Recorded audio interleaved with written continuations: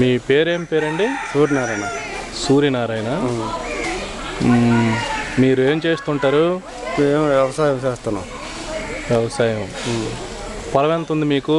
మాకు పొలం లేదు. అంటే కౌలుకి చేస్తున్నారా? కౌలుకి చేస్తాను.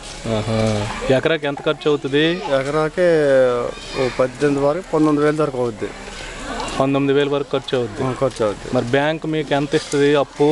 మాకు బ్యాంక్ కట్టే అప్పు ఎప్పుడు లేదు. ఎందుకని? మరి మీరు బ్యాంక్ గతంలో ఇవ్వాల్సినవి ఏమైనా డబ్బులు ఉన్నాయా బాకీ? 7 బాకీలు లేవు.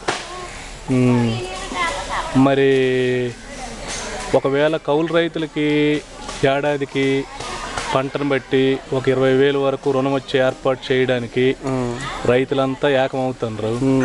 మరి మీరు కూడా మీ సమయాన్ని 1-2 రోజులు కేటాయించగలరా నెలకి? అలాగే కట్టుకోగలం. ఇస్తే కట్టుకోగలం. అప్పు ఇస్తే కట్టుకోగలం. కానీ ఒకవేళ మరి ఇప్పుడు అప్పు ఇవ్వడం లేదు కదా గవర్నమెంట్, బ్యాంకులు ఇవ్వడం లేదు.